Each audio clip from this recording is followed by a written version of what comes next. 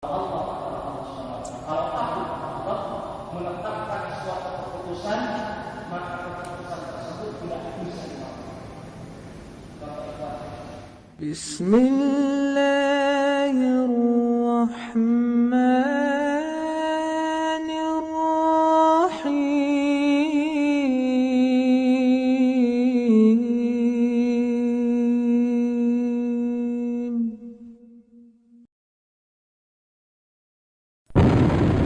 Innal hamdalillah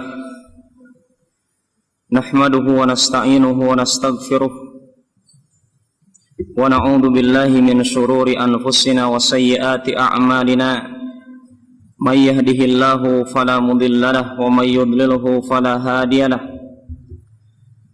Wassalatu wassalamu ala Rasulillah wa ala alihi wa ashabihi wa man tabi'a hudahu ila yaumil qiyamah. Faya ibadallah usikum wa iyaya nafsi bitaqwallah faqad fazal mu'minuna al-muttaqun. Ya ayyuhalladzina amanu taqullaha haqqa tuqatih wa la tamutunna illa wa antum muslimun. Ya ayyuhalladzina amanu taqullaha wal tanzur nafsum ma qaddamat lighad wattaqullaha innallaha khabirum bima ta'malun. Ya ayyuhan nasu taqu rabbakumul ladzi khalaqakum min nafsin wahidah wa khalaqa minha zawjaha wa batha minhuma rijalan katsiran wa nisaa'a wattaqullaha alladzi tasaaluna bihi wal arham innallaha kana 'alaikum raqiba. Fa nurahibukum jami'an, para hadirin yang dimuliakan oleh Allah Subhanahu wa taala. Assalamualaikum warahmatullahi wabarakatuh. Alhamdulillah, di malam ini kita duduk dalam majelis ilmu, duduk sesaat, meluangkan waktu kita, membagi waktu kita untuk membekali diri kita dengan ilmu Al-Quran dan hadis, mempelajari ajaran Islam, dikarenakan mempelajari ajaran Islam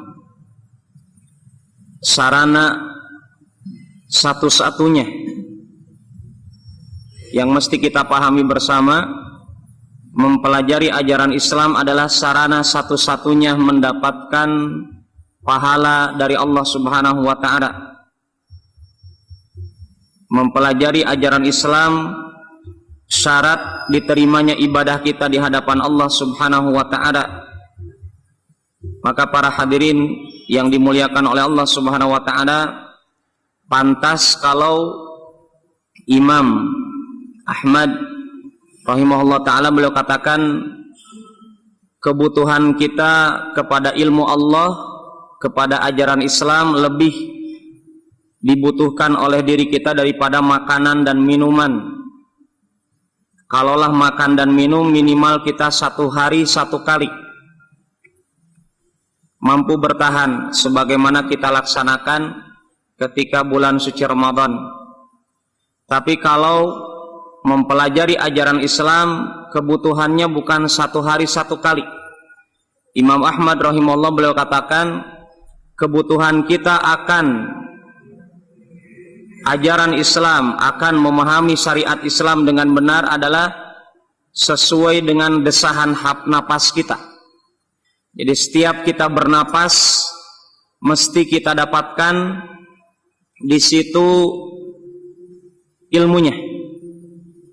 Maknanya apa?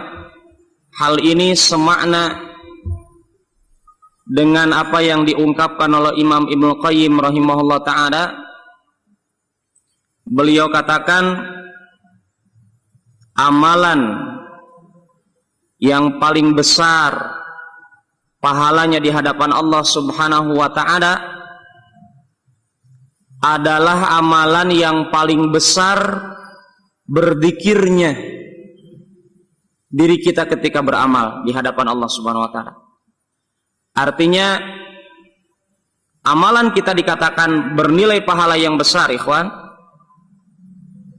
sesuai dengan kadar zikir kita tatkala kita beramal. Kenapa demikian? Karena boleh jadi ada orang yang rajin menjaga sholat, ya, tetapi dia sedang mendapatkan ancaman dari Allah dengan karakter orang munafik. Kenapa karakter orang munafik ketika sholat? Allah katakan karakter orang munafik ketika sholat, walaupun saf terdepan, apalagi saf terbelakang.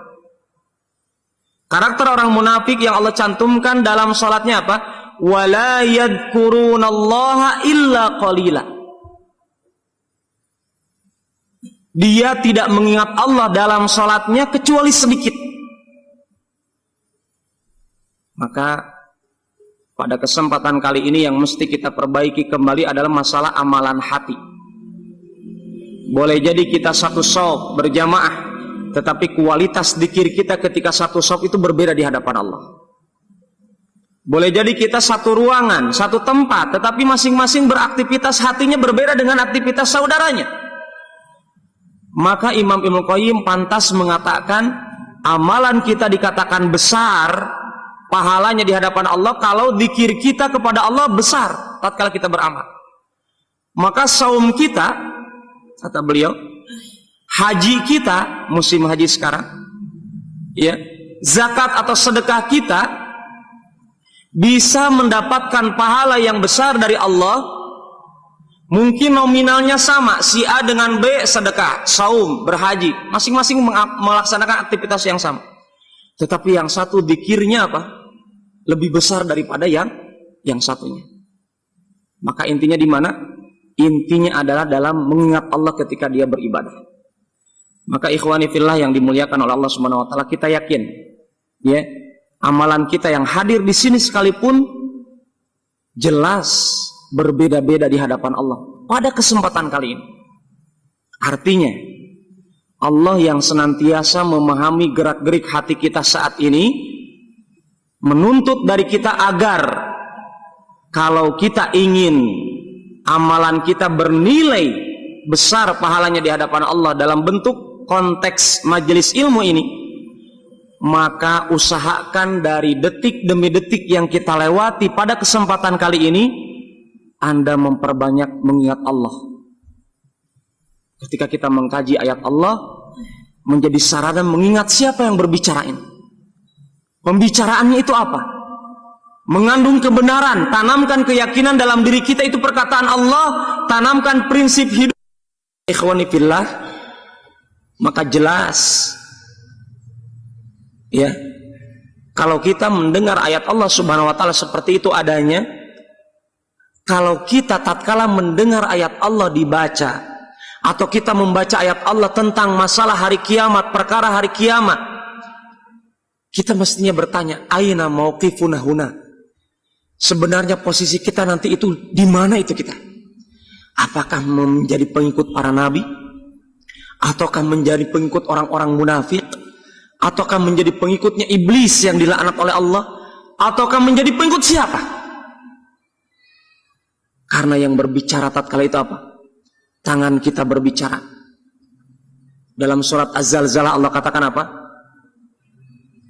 Tentang hari kiamat, idza zulzilatil ardu zilzalaha wa akhrajatil ardu athqalaha wa qala al-insanu ma laha yauma idzin tuhadditsu akhbaraha.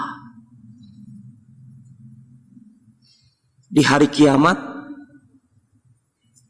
tuhaddits, bumi yang kita duduki, Pak, para jamaah, di hari kiamat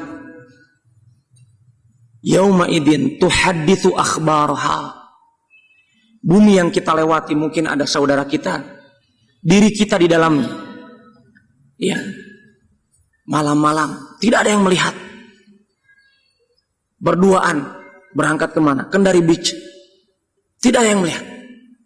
Di tamannya gelap-gelapan, rimbun, tidak ada yang melihat. Iya, tapi akan ada hari yang di hari itu kata Allah tuhadditsu akhbaraha, bumi yang dia pijaki akan berbicara, mengabarkan berita yang dikerjakan makhluk Allah yang bernama manusia.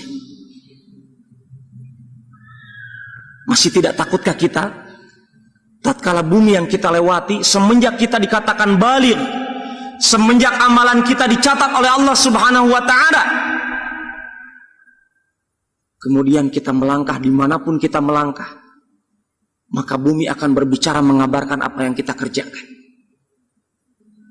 Pak Ikhwan, mungkin kita sering membicarakan aib saudara kita. Tidak terdengar, tidak terlihat oleh saudara kita. Aib kita sedang dibicarakan. Ikhwani fillah, bumi akan berbicara.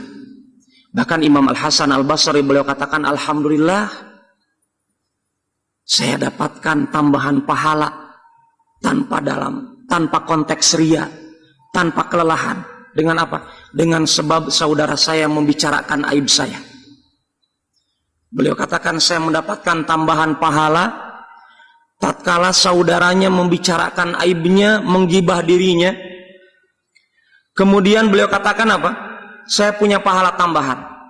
Kenapa? Karena saudara saya menyetor amalannya untuk diri saya, tanpa saya berbuat ria, tanpa saya berbuat kemusyrikan, tanpa saya keletihan untuk mengerjakan itu amalan. Langsung tambahan terus bertambah.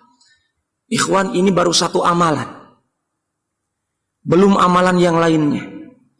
Maka pantas kalau penulis mengakhirkan kata takwa sebagai bentuk akhlak tertingginya umat Islam yang mesti direnovasi senantiasa.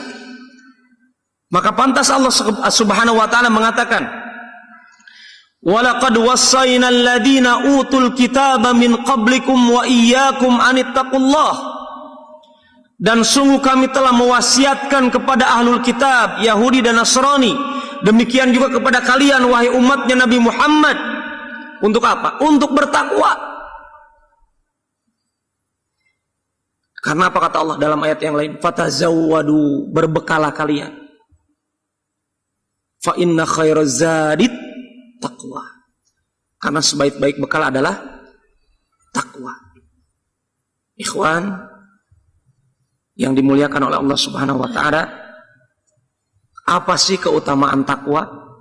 Mungkin pada kesempatan kali ini kita berusaha meminta kepada Allah agar kita dimudahkan untuk membahas dua poin penting.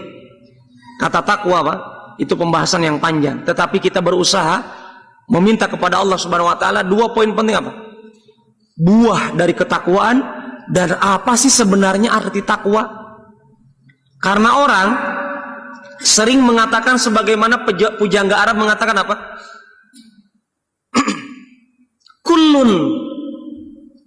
Kullun yadda'i waslan bilaila wa laila la tukiru bidzaka.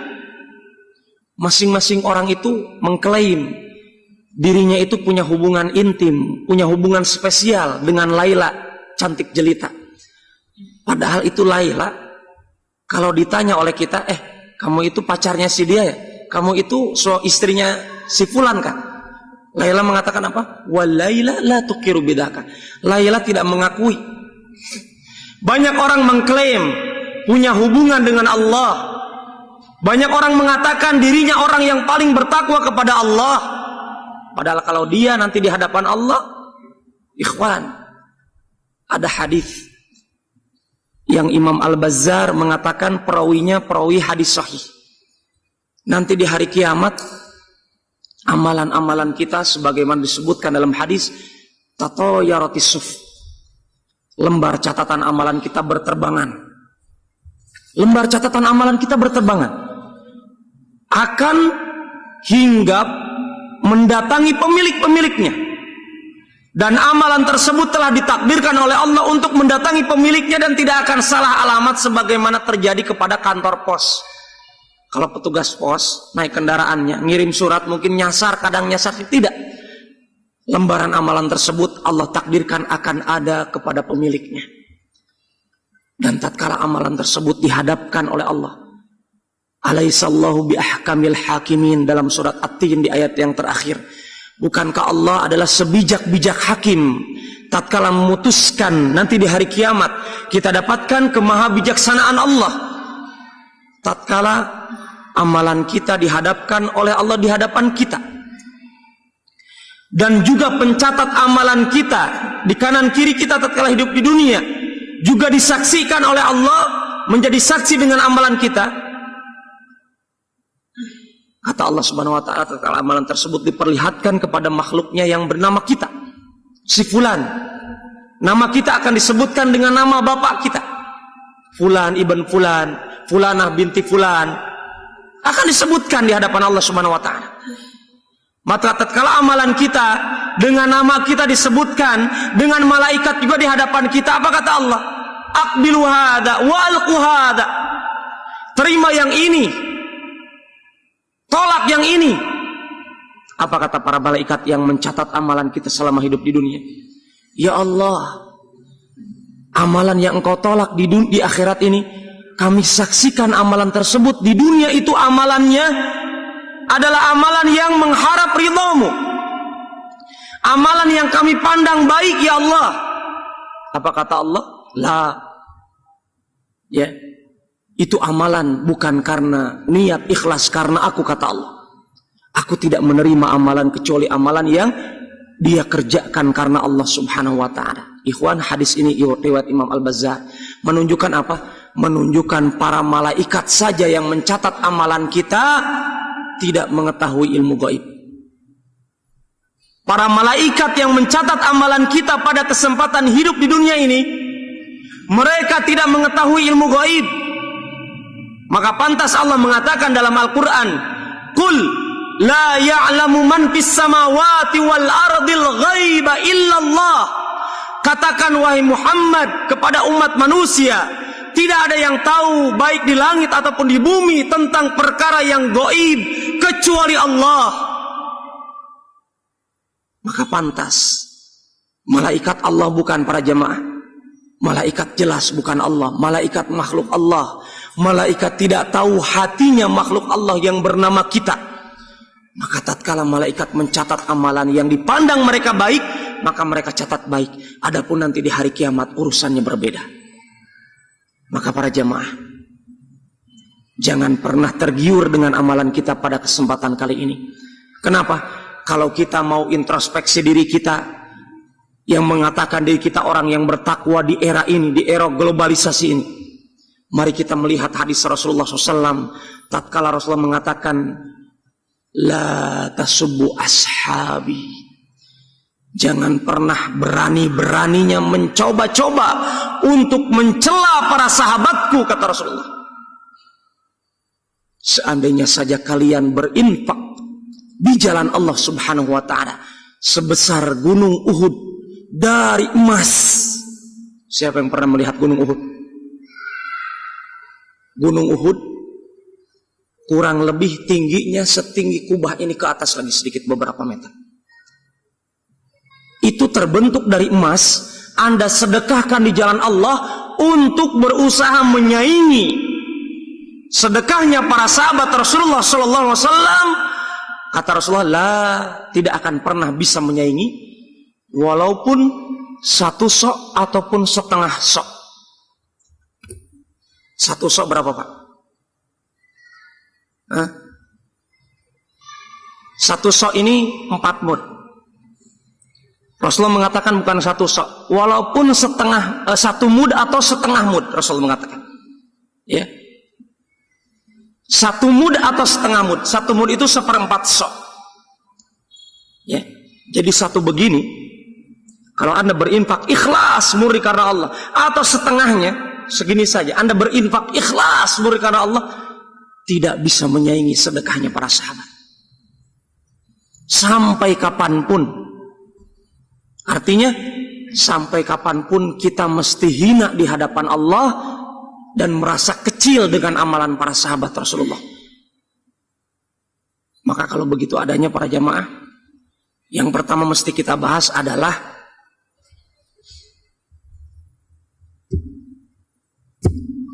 Bismillah.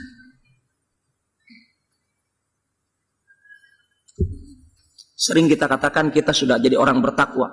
Oh, saya sudah ikut pengajian, saya sudah membaca buku para ulama, saya sudah mendengar syekh dan seterusnya, saya sudah haji, saya sudah umroh, saya sudah baca Quran khatam setiap Ramadan, saya sudah sedekah rutin tiap hari, saya sudah. Kita katakan, benarkah itu orang bertakwa? Mari kita bertanya kepada para sahabat. Ya. Para sahabat Rasulullah SAW, Ibn Abbas ahli tafsirnya para sahabat. Beliau katakan, al-muttaqun, kalau betul kita orang bertakwa, al-muttaqun alladzina yuhaddiruna minallahi wa uqubatih. Orang yang betul-betul bertakwa adalah orang yang senantiasa waspada dari Allah. Orang yang senantiasa mawas diri, merasa diperhatikan oleh Allah, dan merasa adanya persiapan dari Allah akan siksanya Allah bagi yang membangkang maksiat kepada Allah. Itu karakter orang bertakwa yang didefinisikan oleh sahabat Ibn Abbas, sepupunya Rasulullah radhiyallahu anhu. Jadi kalau betul kita orang bertakwa, ya, mari kita lihat hari ini berapa dosa kita kerjakan. Berarti itu penghapus kata takwa, mengurangi ketakwaan kita. Ini Ibn Abbas mengatakan. Sekarang ada seorang tabi'in bertanya kepada seorang ulama, Taliq ibn Habib, yang saya tahu beliau adalah seorang sahabat Rasulullah SAW. Ditanya, tolong definisikan takwa dengan singkat, jangan panjang-panjang. Bikhtisar katanya, yang ringan-ringan saja. Apa kata beliau? Takwa, at-taqwa an ta'mala bi ta'atillahi ala nurim minallah. Takwa itu adalah Anda bekerja, beramal dengan niat mentaati Allah. Ya. Ala nurim minallah, di atas cahaya Allah. Apa cahaya Allah? Ilmu Allah. Sebagaimana yang dikatakan Imam Al-Waqi', gurunya Imam Asy-Syafi'i rahimahumallahu taala. Imam Al-Waqi' menasihati kepada Imam Asy-Syafi'i, innal ilma nur. Ilmu itu adalah cahaya. Wa nurullah la yuhdalil asi. Dan cahaya Allah tidak akan diberikan kepada ahli maksiat. Jadi para jamaah, kalau kita mendengarkan pengajian tapi tidak bertambah ketaatan kita kepada Allah, berarti ilmu Allah, cahaya Allah tidak diberikan, belum diberikan kepada orang tersebut. Kenapa? Ada maksiat yang dia kerjakan. Ada kekurangan dalam kata takwa. Karena takwa adalah orang beramal dengan ketaatan kepada Allah, bukan mentaati makhluk. Maka kita tatkala mentaati makhluk mesti apa? Kita mentaati makhluk karena makhluk tersebut memerintahkan kita agar mentaati Allah. Gampang rumus Islam itu. Ya. Ala nuri minallah. Jadi mesti ikhwan, kita ikut kajian ini kenapa? Antum membela seseorang itu atas dasar ketaatan karena Allah atau atas dasar kemaksiatan di hadapan Allah? Karena itu adalah penyakit dalam kata takwa. Ya, benalu virus takwa. Ya, kalau betul kita bertakwa, kita beramal, berbuat apa saja, amalan hati, amalan lisan, ucapan lisan kita, amalan tangan kita, amalan kaki kita, mesti kita bertanya, kira-kira ini saya melangkah ke Mandonga, kira-kira saya berjalan ke Masjid An-Nur, ini mendatangkan ketaatan kepada Allah di atas dasar ilmu atau bukan? Begitu caranya. Sehingga kita berjalan itu apa? Tidak seperti orang yang dihipnotis orang lain. Ya. Tidak seperti robot. Kita bukan robot. Subhanallah, walhamdulillah, alhamdulillah kita bukan robot. Allah katakan apa? Laqad khalaqnal insana fi ahsani taqwim. Manusia adalah makhluk yang diciptakan dengan sebaik-baik penciptaan. Kita makhluk yang paling mulia di hadapan Allah kalau kita bertakwa. Inna akramakum indallahi atqakum. Maka Imam Taliq ibn Habib beliau katakan, tarju sawaballah. Coba lihat, ada orang mengatakan, Pak Ustaz katanya, kalau saya ini ibadah, jangan diniatkan cari surga, jangan diniatkan cari pahala, itu tidak ikhlas, itu tidak bertakwa. Siapa yang lebih berilmu, siapa yang lebih mengerti tentang tata cara mendefinisikan ikhlas dengan takwa daripada para sahabat, daripada para tabi'in, daripada para tabi'ut tabi'in yang dijuluki oleh Rasulullah SAW, khairun nas qarni. Sebaik-baik manusia adalah manusia yang ada di zaman Rasulullah. Siapa? Para sahabat. Tsummal ladzina yalunahum, kemudian para tabi'in. Tsummal ladzina yalunahum, tsumma para tabi'ut tabi'in. Kemudian orang sekarang mendefinisikan kata ikhlas. Katanya jangan ibadah dengan niat cari surga Allah, dengan niat terhindar dari neraka Allah, dengan niat apa? Tidak mencari pahala dari Allah. Jangan dicari pahala dari Allah dalam ibadah kita, jangan, kata. Bertolak belakang dengan ulama ini. Beliau katakan apa? Tatkala Anda mengikuti kajian, Anda niatkan untuk mentaati Allah, atau Anda ingin di hadapan manusia dikatakan orang alim, Anda ingin dikatakan orang yang rajin ibadah, atau Anda ingin mentaati Allah? Kalau betul Anda ingin mengikuti kajian, ingin belajar agama, ingin mengenal Allah dengan benar, ingin tahu mana jalan surga yang benar, niat ikhlas karena Allah, maka apa? Kata beliau, orang yang bertakwa, dia beramal ketaatan karena Allah dengan atas dasar ilmu, tidak ngekor asal-asalan. Ala nurin minallah, dengan cahaya dari Allah. Beda ya ikhwan, orang yang beramal ajaran Islam dengan mengetahui dalil berbeda dengan orang yang ikut-ikutan. Jauh berbeda. Tatkala orang tersebut akan dibenturkan oleh Allah, diuji oleh Allah, dia punya dalil, dia punya perkataan Allah yang sangat kuat, dia punya petunjuk Rasulullah yang sebaik-baik petunjuk, yang bisa menghancurkan subhat yang ada di hadapannya dari pemahaman-pemahaman yang tidak benar. Maka jelas ilmu Allah cahaya, kata Imam Al-Waqi, memberikan cahaya.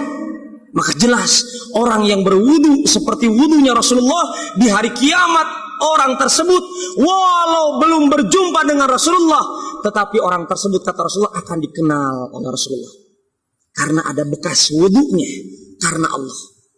Cahaya dari wajahnya, cahaya dari tangannya, bekas wudunya yang dia persaksikan selama di dunia untuk meraih ridho Allah, tidak meraih ridho Rasulullah. Tetapi dia mentaati cara wudunya Rasulullah karena Allah memerintahkan dirinya untuk berwudu ala Rasulullah SAW. Maka para jamaah, orang yang melaksanakan ketaatan kepada Allah, beliau katakan apa? Orang bertakwa itu tarju thawaballah. Dia itu ketika beramal itu apa? Dia niatkan, ya Allah, saya banyak dosa ini, saya tahu saya bergelimang dosa, maka saya mengamalkan amalan ketaatan ini untuk meraih pahala sebesar-besarnya di hadapan Allah. Itu kata Tolak Ibn Habib radhiyallahu an, karakter orang bertakwa yang sebenarnya. Jadi jangan ragu para jemaah, ketika Anda sholat, ya, Anda mengingat Allah, kemudian dengan sholat Anda mengharap kepada Allah, ya Allah, sholat ini yang saya rasakan pada kesempatan kali ini adalah sholat yang paling bagus selama hidup saya. Maka ya Allah, jadikan ini sebagai sarana agar dosa yang bertubi-tubi saya kerjakan bisa diampuni dengan sholat ini. Boleh tidak? Boleh. Karena itu adalah karakter orang bertakwa. Dia tahu bahwasanya Allah mengampuni dosanya, dan dia juga tahu bahwasanya Allah tatkala mengampuni dosa diri kita, Allah memberikan sebab-sebab, Allah memberikan jalan keluar agar kita terbebas dari dosa dengan cara apa? Mengamalkan amalan ketaatan. Maka pantas apa kata Rasulullah?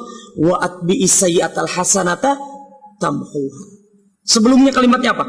Ittaqillah. Ittaqillaha haitsuma kunta. Bertakwalah Anda kepada Allah di mana saja Anda berada. Tidak hanya di Masjid An-Nur, tidak hanya di rumah, tidak hanya depan ustaz. Karena ketakwaan kita di depan Allah, di mana saja Allah memandang kita. Maka kata Rasulullah apa? Bertakwalah kalian di mana saja kalian berada kepada Allah. Kemudian apa kata Rasulullah? Ikuti amalan jelek kita dengan amalan baik kita. Untuk apa? Untuk menghapus dosa-dosa yang kita kerjakan. Artinya maksiat yang kita kerjakan bisa dihapus dengan ketaatan yang kita laksanakan. Dan itu yang dikatakan oleh Ibunda Aisyah, ibu kita, ibu orang beriman. Banggalah Anda semuanya tatkala Anda menjadi orang beriman, punya ibu yang bernama Aisyah, yang mendapatkan pensucian dirinya oleh Allah dalam surat An-Nur. Apa yang dikatakan Ibunda Aisyah?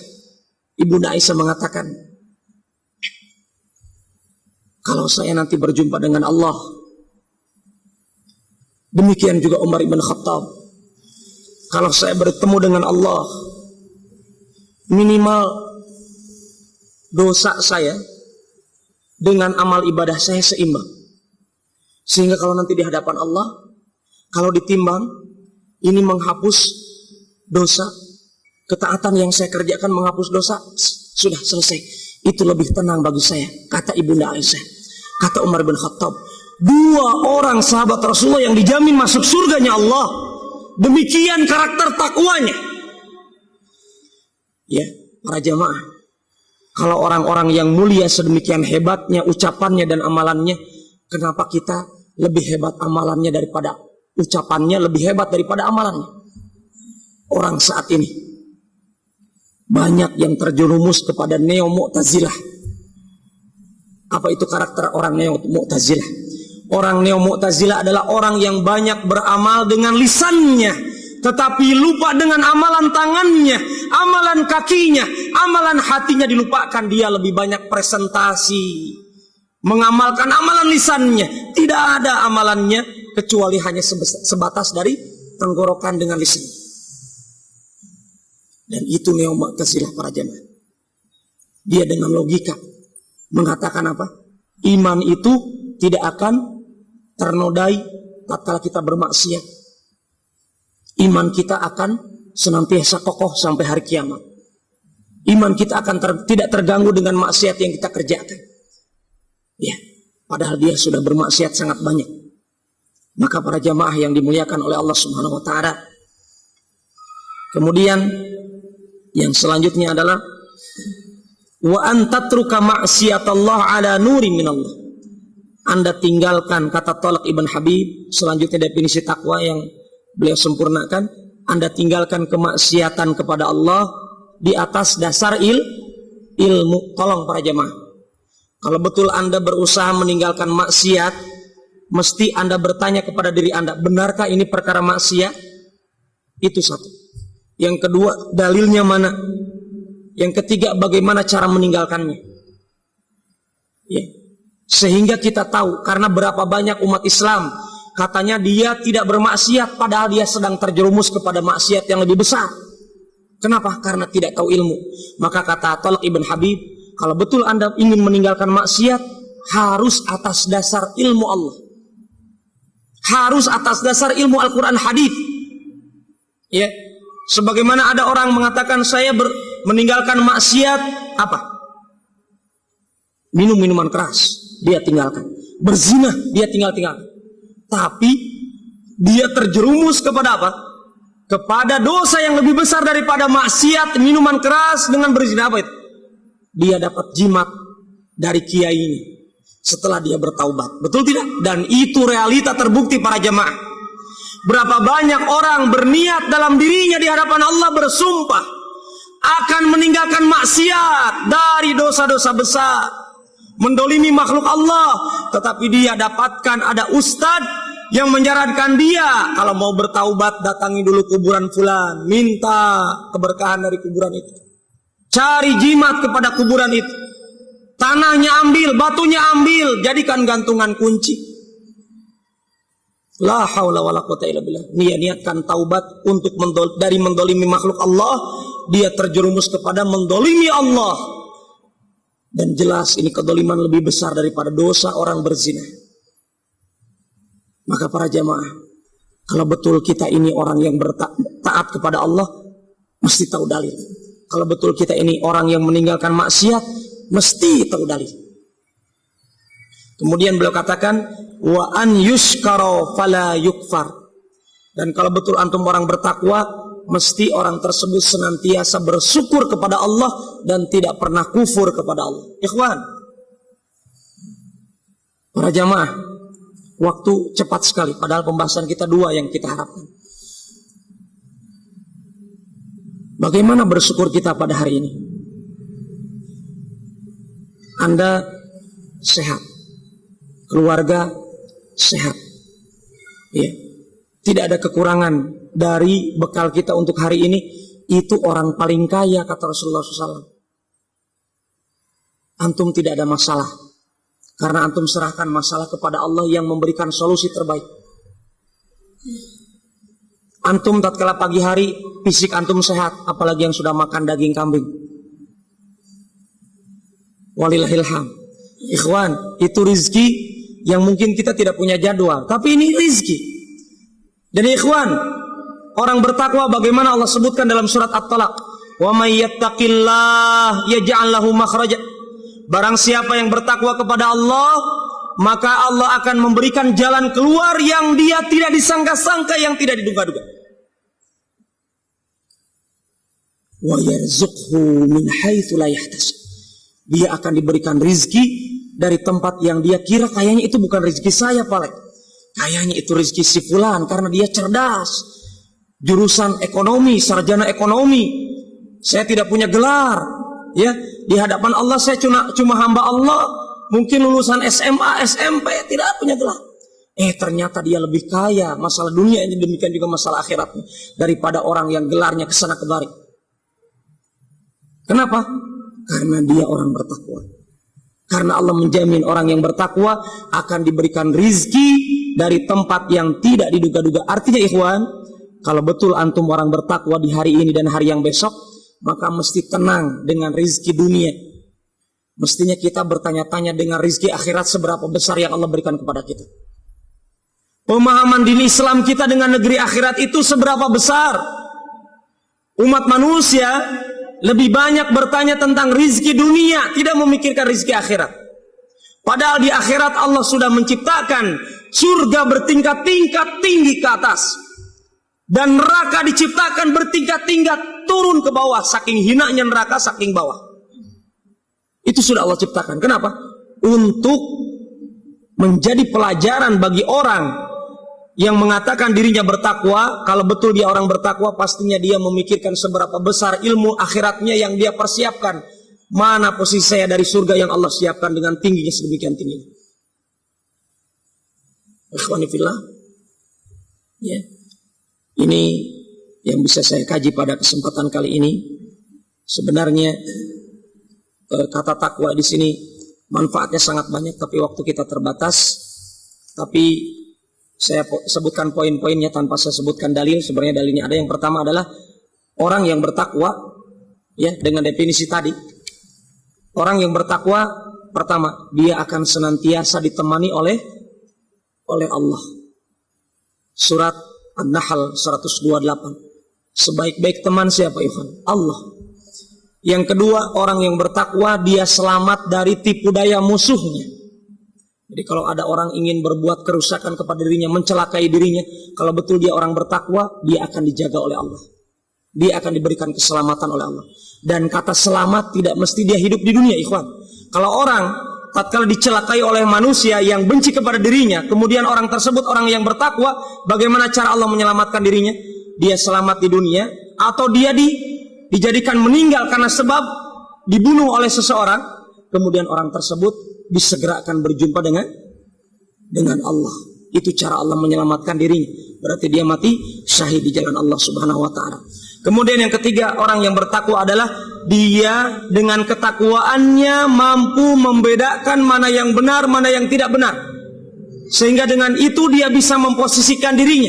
Oh, posisi saya ini di atas kebenarankah? Oh, posisi saya ini di atas kebatilankah? Dia tahu. Dengan apa? Dengan ketakwaan dirinya di hadapan Allah.